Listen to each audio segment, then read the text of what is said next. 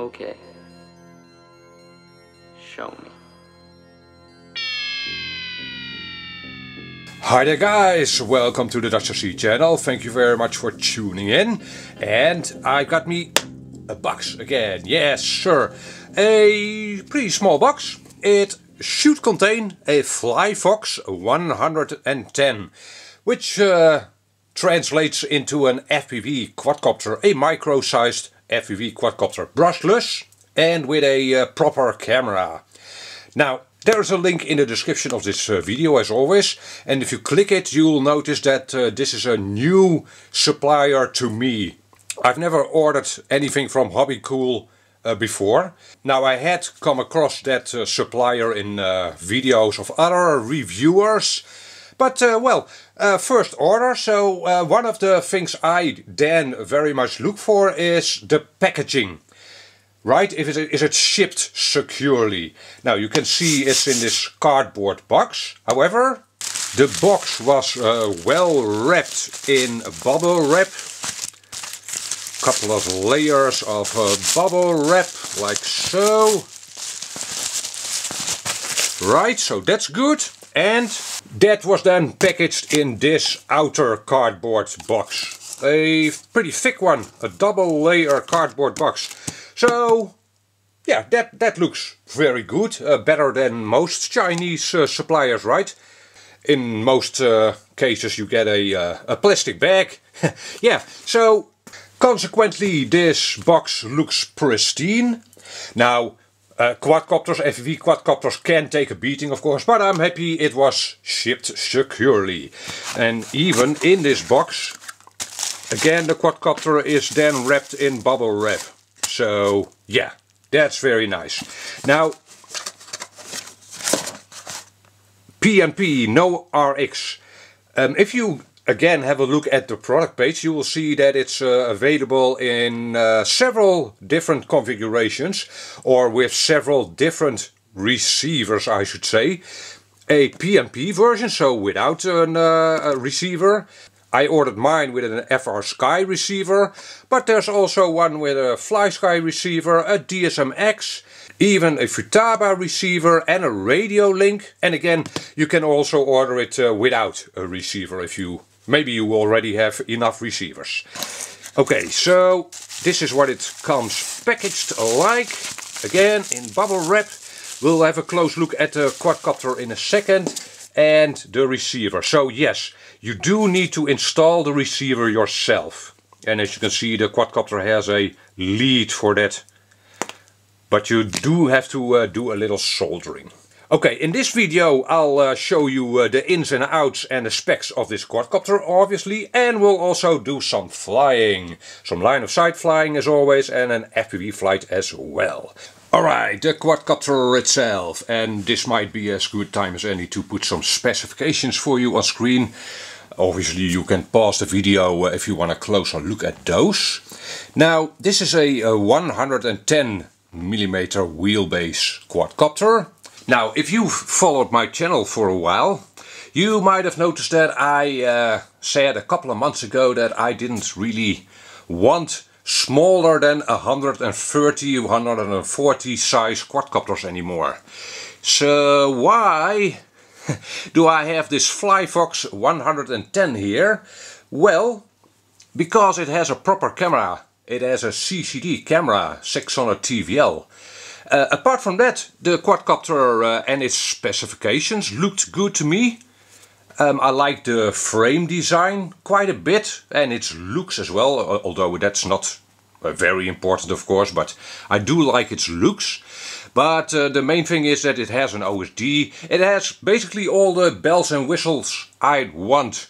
It has an OSD, it has a buzzer, and it has a LED strip at the back. That's not too important to me.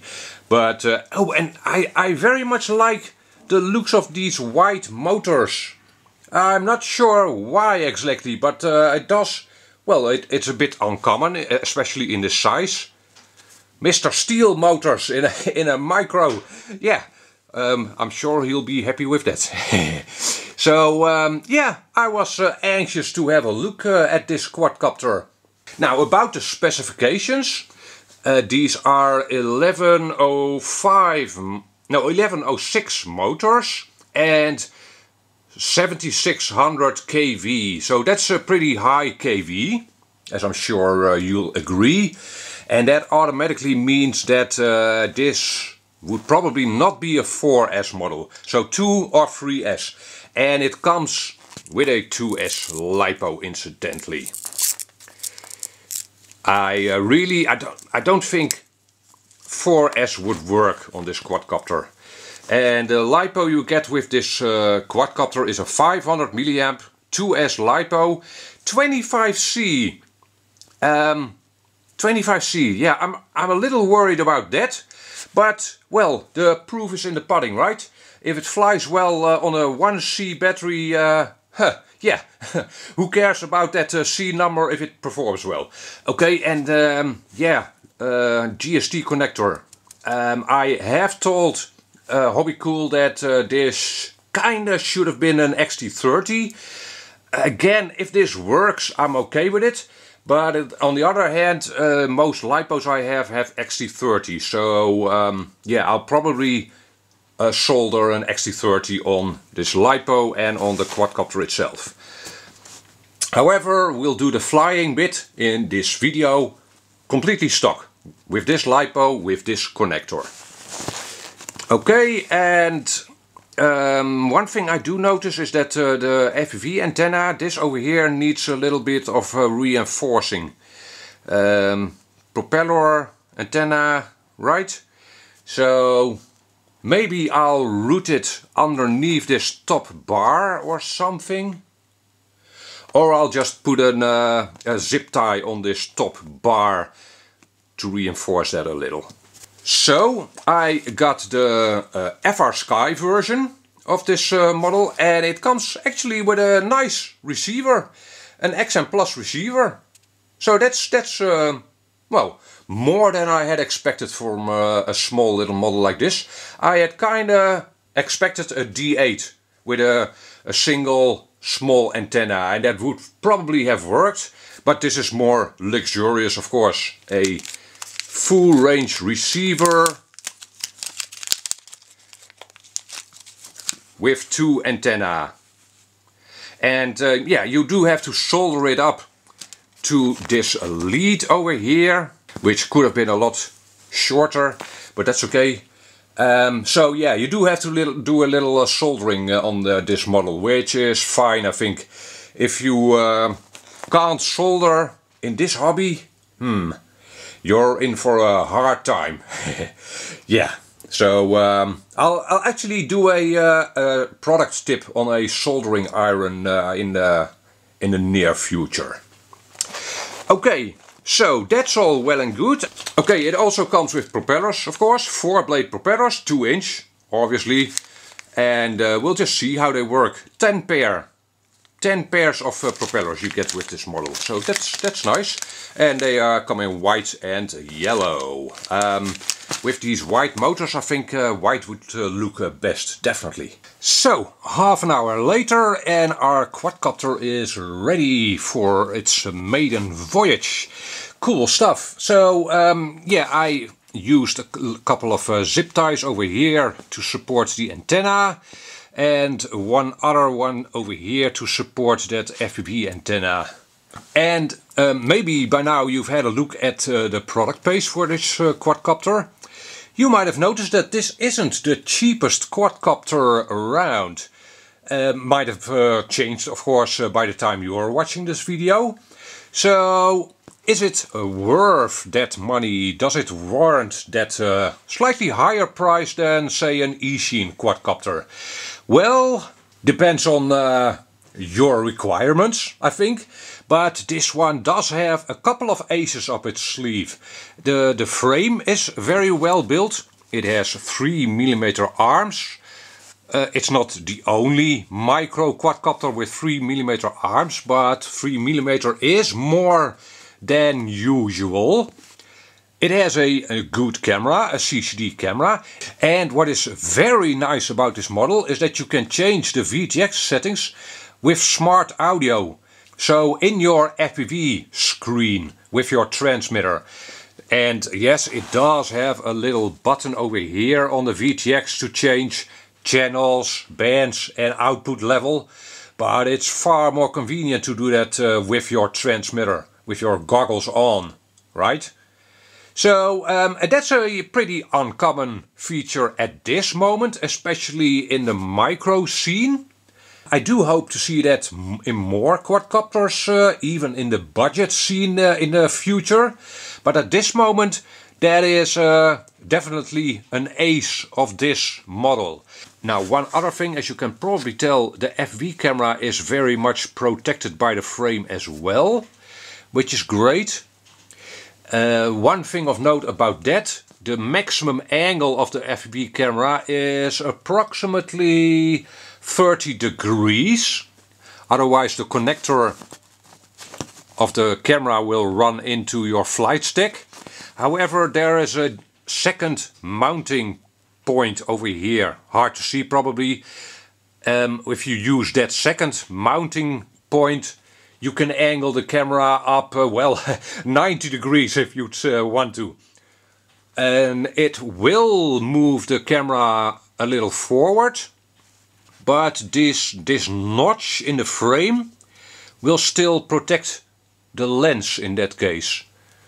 So that's really very nice.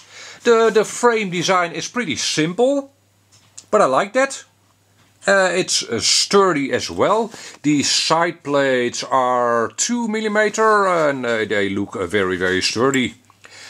So far it's been easy to work on as well. Oh, and there are a couple of mounting positions for your antenna. I've used 2 at the back, there are 2 more over here. So that's nice and flexible. Now, if the manufacturer is watching this video, I think it would have been nice to include a couple of zip ties and some shrink tube to this model. That's the only real gripe. Well, it's not a gripe. Most quadcopters don't come with zip ties and shrink tube to mount your antenna, but it would have been a nice touch, I think.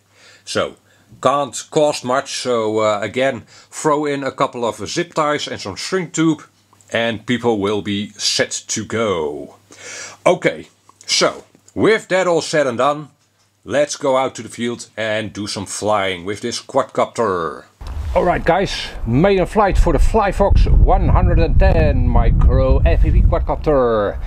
Now let me actually start by showing you that smart audio stuff, because that might be interesting. I've got my monitor running here and I'll overlay the DVR recording. So what you do is you move your throttle stick to the middle and your rudder to the left, then move your elevator to the top, and as you can see you are then presented with a menu, and that's nothing out of the ordinary. But let me go to features and then to VTX TR, yes. Okay, and as you can here see, you can easily change the band and the channel right in your video feed. So I can, for instance, select a different band, as you can see, and the frequency automatically changes as well. And once I'm done, I go to set.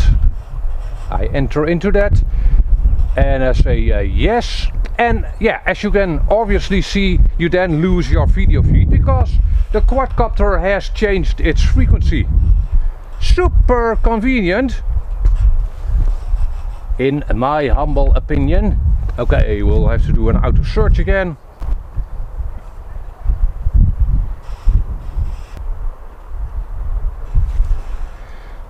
Okay, and I'll go back and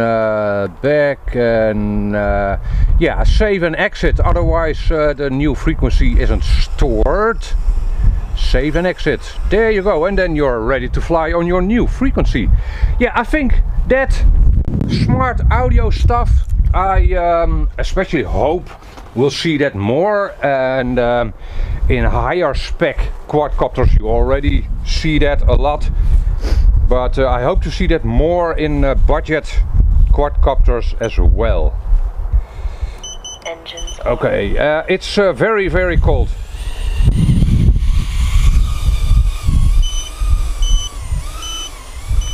Beep, beep, beep. My quadcopter is already beeping.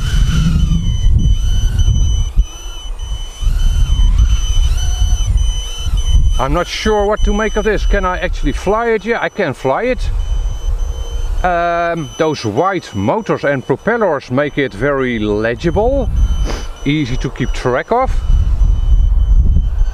I'll have a look in the configuration. Maybe it's set up for 3S, the flight controller that is. So that might be why it's beeping. And my rates, I have changed the rates. I hope you can actually see things because it's starting to snow over here. But it flies very nimbly. What is the punch like? Yeah. Okay, I think, yeah, it's only 2S, right? And for proximity flying this will probably be enough. But I will definitely be flying it on a 3S as well. Oops, I almost lost it there. Yeah, I've got the rate set pretty aggressively. So I do need to get used to that. I've never flown a quad on these rates line of sight, so yeah, bear with me. So the punch I wasn't too happy about. The punch out is a bit lame. Yeah, okay, but 2S, keep that in mind. The forward speed is just fine. Pretty good actually. And I haven't tuned it at all, but the tune looks pretty okay. This is this the beta stock tune? I think it is. Okay. It sounds good, apart from its constant beep. Oh, that was very, very clean, that flip. Yeah, it's very clean. Okay, so the Lipo that comes with this quadcopter, yeah, that's often the case, that the Lipo that comes with ready to flies, or bind and fly in this instance, is a bit lame. 25C, that should be a different C number in my opinion. But it flies, and it flies very well. And my hands are freezing off. So I'm gonna cut this maiden flight short. It does fly very, very well. So that's good. Okay, we're gonna switch to my FPV flight right away. Here we go. Okay, well, Mr. Dutcher C, this doesn't look like an FPV flight to me. Yeah, right, I'm back in the studio, and as you can imagine, when I got back home from my line of sight test flight, I was quite worried when I saw that DVR recording, because my reception looked horrible at best. Flyable? No, it didn't really look flyable, did it? A lot of breakup and really bad breakup as well. So what was the problem? Well, this little connector of the VTX's antenna had come loose. Probably when I was fitting the battery in the field, when I had it upside down. And yeah, I was obviously lucky my VTX didn't burn up. Well, that's a benefit of cold weather, I guess. Yeah. Freezing weather. So today, one day later, I took it out again with that connector fully seated, and this is what things look like now. And even though I crashed, doesn't matter, the quadcopter can obviously take a crash, but as you can also see, our DVR recording looks a lot better now, a lot better, a million times better. This is definitely flyable. In fact, in my goggles it looked even better than in this DVR recording. A bit more focused, crisp. Yeah, DVR recordings are never high def, obviously, but as you can definitely see, my reception is far better. This is what things should look like, right? So, no harm, no foul. Let's now step out to the field and do an actual FPV flight. Oh, by the way, I've also replaced the connector on the quadcopter and the Lipo to XT30. I will be FPV flying it on a 3S, by the way. So, keep that in mind. Here we go. Okay, here you see me fly this quadcopter on 3S FPV. And I do have to say that tune was horrible. Yeah, it might not even be as apparent from the video as it was. I could obviously hear the quadcopter as well, and it's yeah, I could definitely hear there was some tuning to be done, which is quite okay. I mean, I've stepped up from a 2S to a 3S, and the battery is what battery was I using? A 460 milliamp 3S.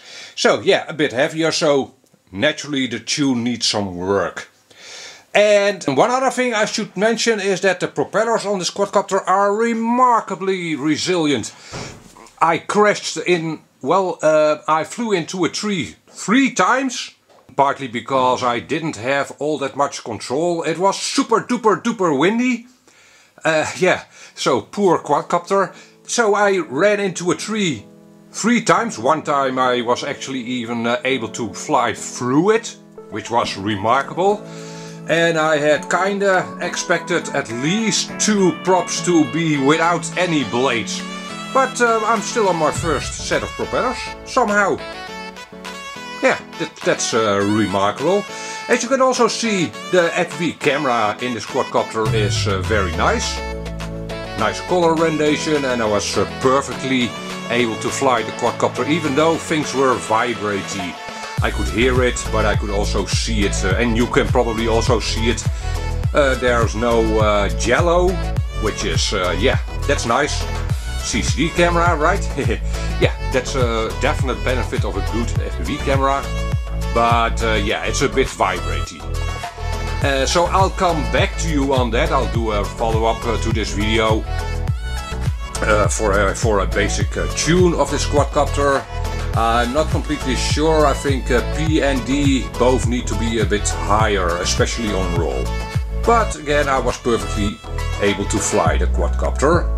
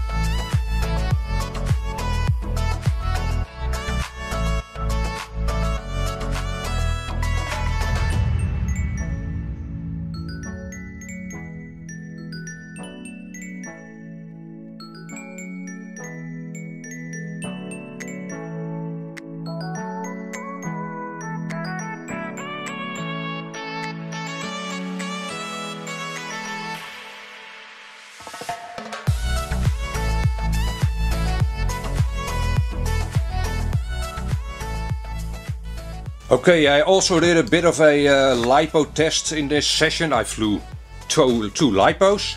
The first one was this E-Sheen Lipo, which is crap. Yeah, a 550 milliamp 3S Lipo, and it's supposed to be 40C, but it was boiling after the flight. Yeah, so this is definitely a crappy Lipo. The second flight was on this nanotech, and it's a 25 to 40 C, so it's supposed to be a lower C rating than this one, but this one was just fine. It was a little bit warm after the flight, but it's, well, nothing to write home about, so to speak. So this one worked out well. And here's where things get a little wishy-washy. I got this FlyFox with this Lipo, I showed you that a few minutes ago. A 500 milliamp 25C Lipo. And I've emailed the supplier, Hobbycool, about this Lipo, saying that, well, that C rating, what's up with that? And Chinese New Year, right? So it took a little while for me to get an answer, but I apparently got the wrong Lipo in the package somehow. Yeah, if you'd order this quadcopter, you will get a 550 milliamp 80C. So significantly better than this one. This one somehow has an awesome logo. The brand, right? Not the word awesome, but the brand awesome.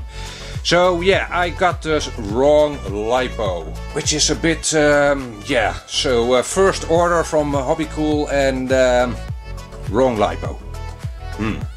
Yeah, otherwise the quadcopter is great, I think. I very much like this frame. It's simple and sturdy. And yeah, the propellers, oh, they have a bit of grass on them, but otherwise these are, again, still my first set of propellers for this quadcopter. Remarkably resilient. Again, I had expected to shred at least 2 complete propellers. Okay, so that's, well, turns out to be my part 1 of this review. I'll get back to you on this quadcopter with a good tune. Yeah, I could have, of course, done some tuning in the field with the OSD, great feature.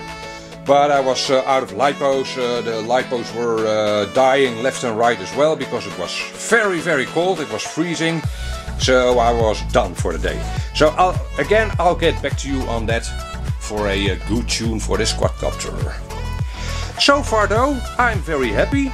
Needs a little bit of tuning, but the camera is great. Well, the propellers work out well, and it performs remarkably well, this quadcopter, in my opinion. Okay, that's it for now. Thank you very much for watching. If you have suggestions, questions, whatever, hit me up a comment down below. Catch you on the next video. Bye bye.